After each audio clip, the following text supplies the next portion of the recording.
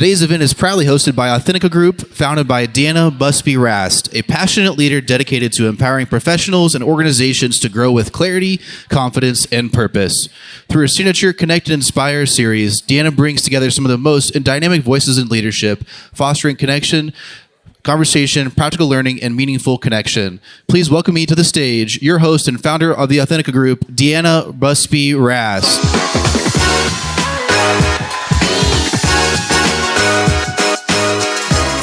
Okay, first of all, is that working? It is, yay. I want to take a moment just to offer out a huge thank you for everybody in this room. And I also want to send out a huge thank you to the sponsors. I've never actually hosted an event where I had sponsors that would contribute to a type of event that really brings in the Omaha business community. Remember that the idea behind these events is really titles go away, and we just come together to connect, to influence, to network, and to meet new people, and maybe just learn something before you walk out the door. So let me take a moment to thank my sponsors. First, I'd like to thank Hub International. They were our breakfast sponsor, so thank you very much. I was honored to have 7 silver sponsorships. That included, and hold applause until I'm finished, please, NP Dodge, Patricia's Catering, who is also providing the food for today. We also had Performance Digital, Bison Heart Group, Pro Insurance Resources, Insight Marketing Concepts, and why am I missing one? I feel like I'm missing one. Thank you. Gerstel's not in the room. Gerstel is a law firm up in Minnesota who I have known throughout my entire corporate career. And they are also a client of mine. And so although they couldn't be here today, he definitely wanted to make sure that he was supporting the event. We also have a gold sponsor, and he is going to speak for about 5 minutes after our panel. So Gage Eaton back there owns Aravant Drone Technology, and he is going to share some really cool information about what's going on in the drone industry. Okay, so today I want to throw up what's on the agenda. And a couple of things that I just want to call out. The morning will end around noon. The afternoon session is something that I brought very specifically to this topic, and it is the VIP session. The VIP session is designed to help people really work on framing their elevator pitch or their story. So when we think about power and influence, how we are showing up in the room, how am I sharing my message? This afternoon is dedicated to that. So we have 5 people that are going to do what I call group coaching. So those people alone need a round of applause because they're really going to be vulnerable. Thank you. Okay, so let's talk a little bit about something that happens when we come to events like this, you guys. We get to an event and we go, gosh, that was something really cool. Or you know what? I should have wrote that down, right? So every day, I'm sorry, I'm on the wrong slide. Every day, I read from John Maxwell's Daily Reader. It has been something that I've been very committed to on a daily basis.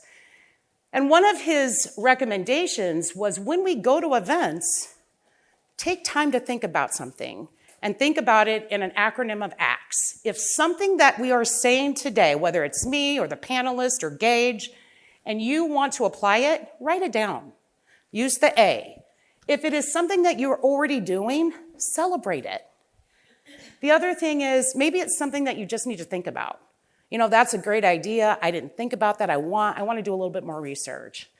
And then the last thing, and I think this is probably the most powerful, is if you have something that you know needs to be shared with the greater audience, your team members, then go ahead and share it. So think about it in the term of acts.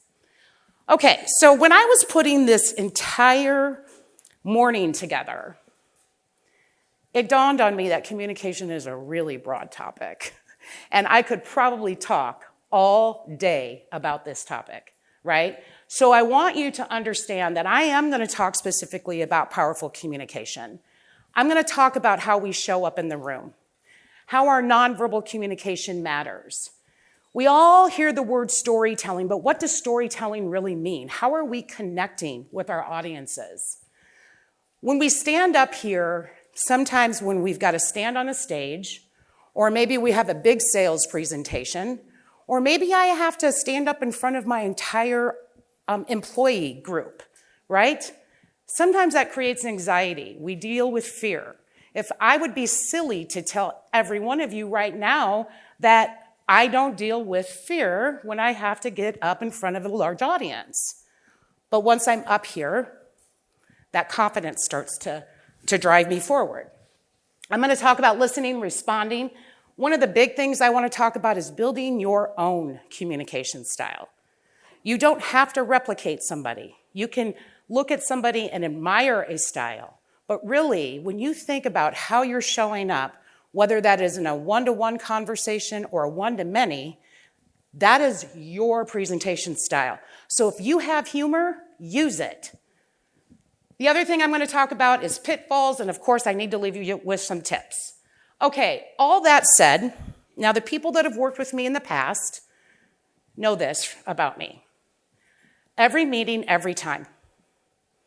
That means one-on-one conversations, giving an employee review, having a team meeting, talking to investors. Every meeting, every time requires preparation, research, and practice. What do I mean by research? What I mean by research is I have to understand my audience. Who are they? What am I walking into? What am I anticipating? What type of questions might that individual or group of individuals have?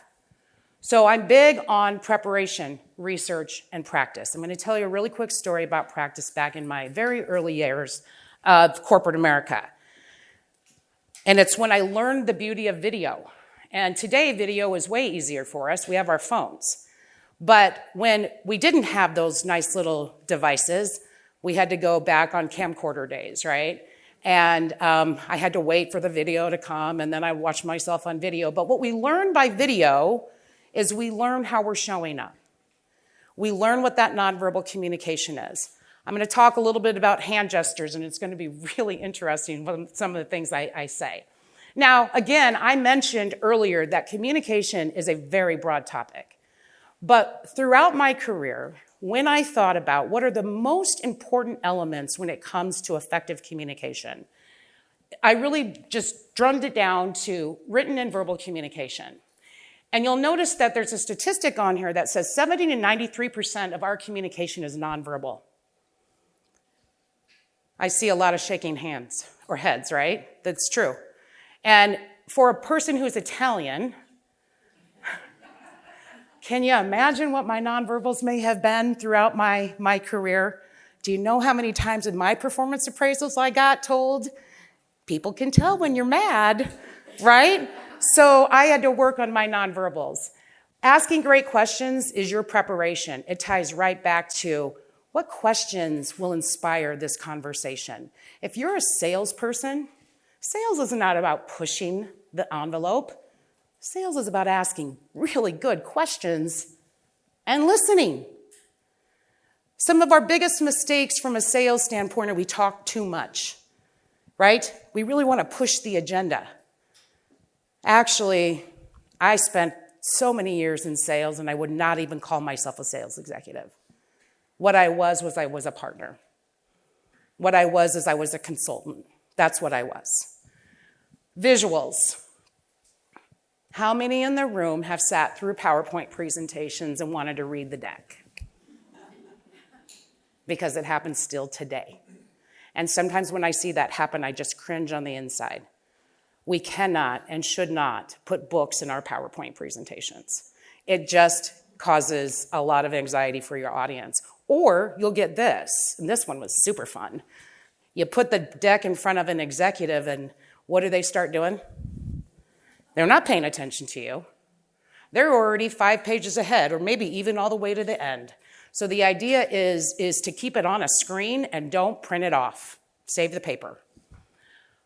So when I'm coaching, because you guys know I've been coaching for 2.5 years and working with various corporations and various individuals, and here's a few things that I'm going to say that actually apply to all of us. Communication challenges are real. One of the number one things that we fall to is really bringing clarity to our message. When we are addressing an audience of many or an audience of one, clarity and alignment is so important. So one of the tips that I will give you is to think in 3s and 5s and 7s. Keep it odd, keep it simple, right? So if I'm talking to an employee and maybe it's a constructive conversation I need to have, what are the 3 most important things that you need to see from that employee? Avoiding difficult conversations. Who loves difficult conversations in the room? Amy, Abby, DeAnna. The deal is most people walk away from this. You want to talk about the number one thing I coach? It's this, right here. And it does not matter whether it's personal or it's business. What we tend to do with difficult conversations is we choose to avoid it. But what happens with avoidance? And my people at Hub are going to know this because I already talked about this the last time we met. But what happens when we avoid? Where's it sitting? Here, unless we have the real ability to let it go, which I think is fascinating when somebody says, oh yeah, I let that go, until something happens again, and then that comes right back up, right? So what happens is resentment sets in, and that really can damage the culture of an organization or the relationship with somebody. So taking the time to constructively think of how to have that difficult conversation is powerful. I'm not going to go through each one of these. I'm going to go through a few of them kind of quick. Information overload is information overload. Our emails, our social media, we are distracted by so much. But the one thing that I would illustrate here is choose the right medium when you are communicating. Is it a face-to-face conversation that is required? Is it a one-to-many, or is it an email? And believe me, guys, I have seen emails. And I looked at somebody one day and I said, "You sent that to the COO?" Like, what are we thinking? Right? We need, again, concise information that goes out. So here's my quick tips when it comes to listening, or when it comes to communication. I apologize. Practice active listening. That means being intentional. Clarify and confirm your understanding every time you have a conversation, whether it's with a sales prospect, whether it's on the phone, whether it's with your friend or your colleague. If something needs to be done, do your best to confirm the understanding. Always adapt the communication to your audience. Use multiple channels strategically. Be thoughtful of how you're using particular information. And then I'm huge on this, you guys. If those that know me know this. Foster a culture of feedback and openness. So that means, 1, reflect upon yourself. After every single engagement, ask yourself, how did this go? What would I have done differently? Then ask a friend or a colleague or your boss or somebody else, because if you think that's not going to happen today for me, it will. I have people in the room that are going to be blatantly honest with me and say, this went great, maybe not so much here. That's how I get better. But here's another thing I'm going to say.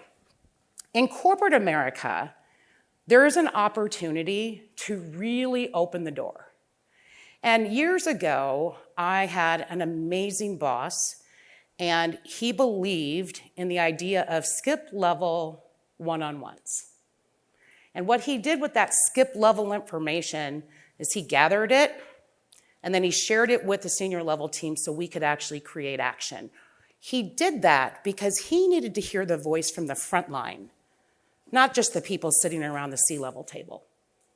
So does it matter whether you're a supervisor or you're a chief operating officer? Taking the time to dig in and understand at a deeper level is pretty powerful. Then it's more powerful when you do something with it. Okay, like I said, communication's a big, big, big subject. So I'm going to go right into something that is likely an area that concerns people, and this is called public speaking, or when I actually have to present in front of people. So the big elephant in the room is that it is scary for most people. In fact, some people actually would say that it's more common as a phobia than death and spiders and heights. The good thing is I'm afraid of spiders and heights and I can do this, right? But 72 to 75% of people fear the idea of public speaking, really getting up here. And I'm going to talk about some of the reasons that happens. But one of the other interesting research I did is Warren Buffett was actually terrified of public speaking when he first started his career. He actually then went to Dale Carnegie to work on his public speaking. So the idea of public speaking, you can learn it. It is a learnable skill. You just have to want to do it. So why are we nervous? What makes us nervous when we're public speaking? Well, likely it's fear of judgment. Do I look good enough? Do I speak clear enough? Is my message resonating with my audience? Lack of experience, because the more we do it, the more comfortable we become. One of the things I always talk about when it comes to confidence is that it can be built. But let's go back for just a second. Everybody, just remember the very first presentation you ever did in your corporate or professional life. How was it? Was it great? Terrible. Yeah. The deal is that we gain confidence by trying. And I know I'm going to quote Mel Robbins for a second, but there is truth into that message. We don't wake up one day and been given a ticket of confidence. It just doesn't happen that way. You gain confidence by doing it over and over and over again. And then over again. Because that is where you get confidence. So when you think about what scares you or what intimidates you from a public speaking standpoint, really think about what specific fears are you dealing with? What physical reactions do you have? Are you sweating? Are you crying? What might it be that you're dealing with? Think about some techniques that you can use to calm your nerves. And I'm going to go through some here in just a minute. And then, are there resources to help you?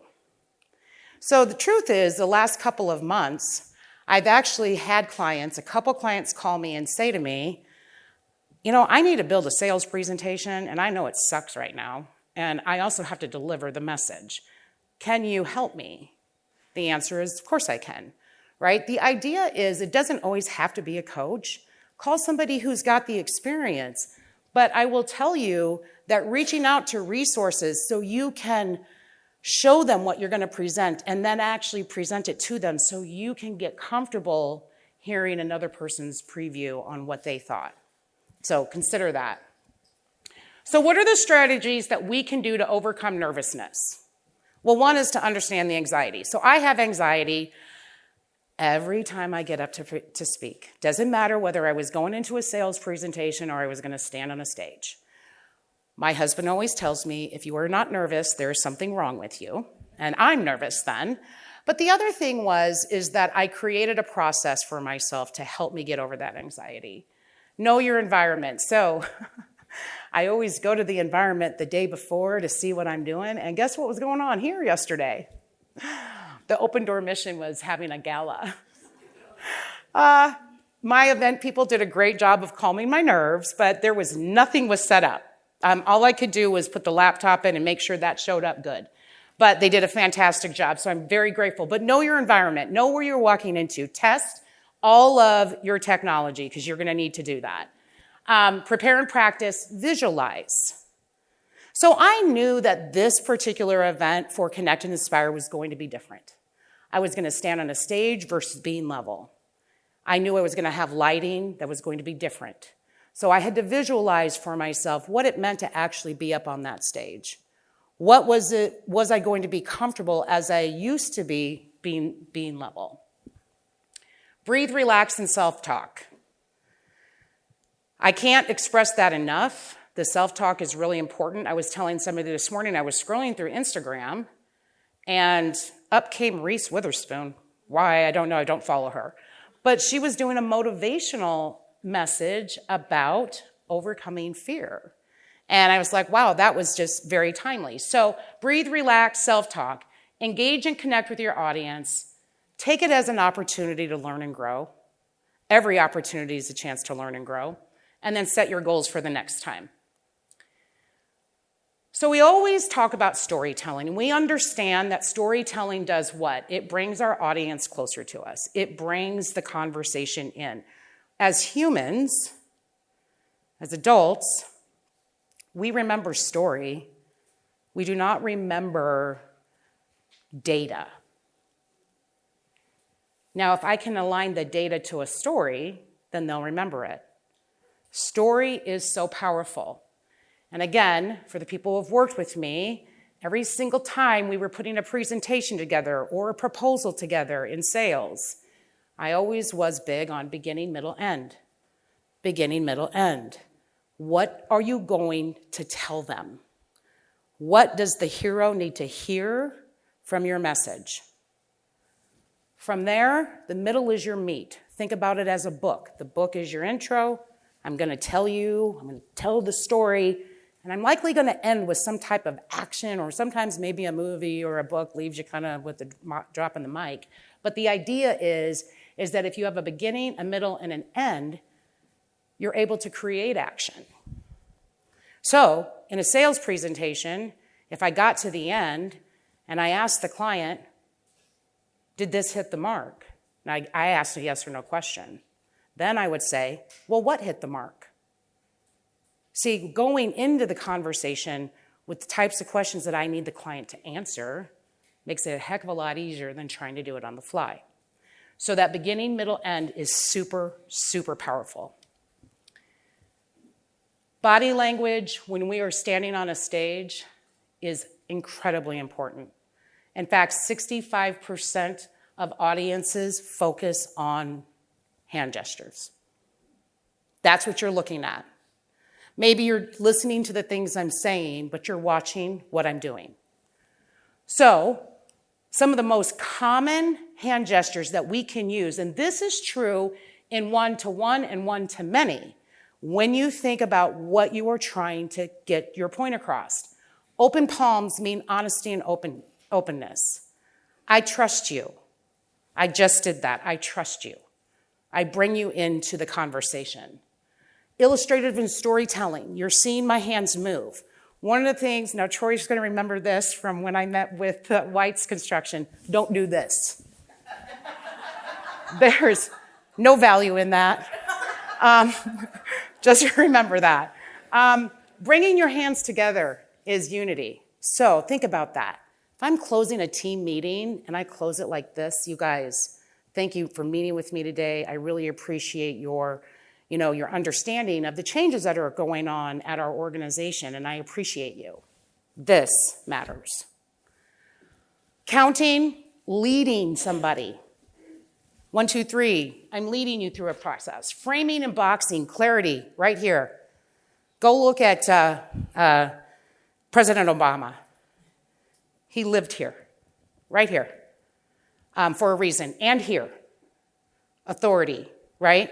So I could give you a whole list of all of the different types of hand gestures that are important, whether you're talking in a one-to-one or a one-to-many. But here's what was interesting when I did the research on TED Talk. High-impact presentations, the most engaging speakers average 400 to 500 gestures in an 18-minute time frame. I was like, no way. So I wish I would have had somebody counting my hand gestures. Maybe I would actually know whether I could do a high-impact presentation. But when we get to presentation styles, there are a lot. And I would be silly to stand up here and try to go over each and every single one of these for you guys. But what I do want to say is it's likely that it's going to be a blend of one of these, if not 2 or 3 of these. So when you think about me, most often I'm an instructor. Why? Because I was a trainer for a number of years, so it's hard for me to break away from that instructor mentality. I tie that, though, to try to inspire and motivate my audience. You won't often see me as a persuader. Now, some of the people that may have worked with me in the past may disagree with that, but the truth is I leaned more towards coach, facilitator, instructor, and motivator. When we're in a team meeting, there's nothing worse than going into a team meeting and everyone's uncomfortable, right? The idea is the team meeting is about camaraderie. It's about bringing people together. It's about hearing, asking good questions, informing. Make it a conversation in a small group rather than, so structured. Here's what I'll tell you. Your personal presentation style isn't something that you find. It's not something given to you. Here, Abby, this is your style. It's something that you build. It's a message that truly reflects who you are. So again, kind of going back to, if you are a person that brings humor to the room, then use it. People are used to hearing that. If you're a person that brings structure to the room, they're used to that. They know that that is what they're going to get from you, right? If you are a person that is a data analytics strategist, we know that the information in your style is going to be more detail-oriented, and that is okay. But I think knowing your own style and making sure that you're practicing that style and owning that style is really where the difference is. So I really struggled with this on this idea of going on camera, because I'm like, we all live in a world of Zoom, Teams, Google Meets, and a couple years ago, I was working before I started my business, and I took a Franklin Covey class because it was in like 2021. COVID was at its height. We couldn't travel, and so the company thought the best thing to do was to bring in Franklin Covey so they could teach us how to be on camera and sell. So I did learn a few things. One is to set the stage intentionally and prepare for the technical hiccups, right? So how many in the room use Zoom or Teams on a daily basis? That's quite a few people. So lighting is so important. Making sure that people can see you. Where are the cameras at? The angle of the camera matters. What does your background look like? Okay, so I have a messy desk. It's true. I do. I have to really work on making sure that that desk is clean because I haven't organized an effective background yet. So that background is important. And then audio. You have to make sure that the audio that is either through your microphone through your computer is good, but on top of it, maybe you need to purchase an outside camera, or microphone. So when we're presenting online, the first one on the left is the hardest.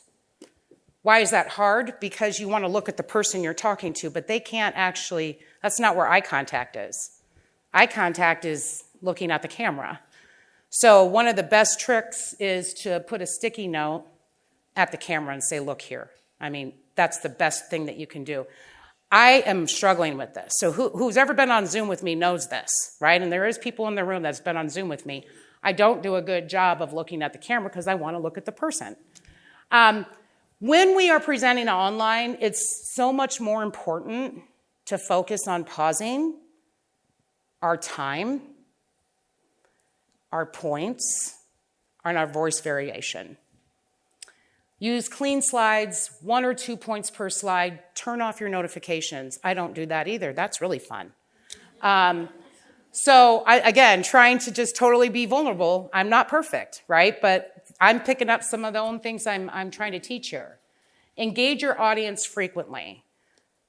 So if you're on a Zoom or you're on a team meeting, ask them to use the chat feature. And again, when you tie back to very specific types of input that you're looking for, ask them a question. Rather than just saying the end, thank you, go back and say, what was one thing that you took away from today? What questions do you have? Put them in the chat. What would you like to see different? Put it in the chat. Get the activity from your audience. So I talk a lot about creating your process and finding your style. So let me explain what I mean by that. When I would drive out to, fly to Philly, drive to Delaware to go see Chase or go see Bank of America, I still got outside and I still listen to jazz music before the meeting because I'm sorry, they're intimidating at times. So I had to get ready in my mind. It was my mind reset. Today, same thing, went out about 6 in the morning. I listened to jazz music. It was very, very nice. And I was outside in the element. Finding what works for you to calm your nerves, whether it's exercising, meditating, self-talk, going on a walk, whatever it may be, find your routine and use it repeatedly. After you start to use it repeatedly, you will find the value really start to shine. So, as I get ready to kind of close out my session, here's some things that I want you to think about. You have to understand your audience every time you go and have a conversation or that you are presenting. If you're a real estate agent, do you understand and have you asked the questions that the customer most needs to hear? If you're a sales executive going into a meeting, have you researched what the heck is going on at that client? Not just the superficial, let me check LinkedIn stuff. I tell people to go deep. Go look at what's happening at Chase. Go look at their 10K. Go look at their website. What are they doing in their community? Because when you want to have a real connection with somebody, it's far more than the presentation you're getting ready to do. It's about connecting and building that connection. So know your audience. Don't get overwhelmed thinking 3 big parts. What do I want to tell them? I need to tell them. And then I need to end with action. Keep it simple, clarity wins. I literally just read a wonderful short article in B2B Omaha. And the whole purpose of the article was if you truly want to get your message to resonate, whether it's to your employees or to your clients, or to the market or the industry of which you are in, it is best to think in clarity. So get rid of the noise, get down to your 3 to 5 points, and really think in clarity how you maximize that. Master your presence. My presence is going to be different than Laura's. My presence is going to be different than Troy's. We're all equally great, whatever that presence is. Practice and manage your time. I cannot say it enough. If you want to know how much I slept this week, it wasn't a lot because I practiced. It's my job. You guys are here for a reason, and I owe it to you to make sure that I'm ready to be here every single time. So when you're thinking about it's time to give a review to one of my employees, practice it. What are you going to say? Anticipate what they might say. You owe that to them. Cut the filler words.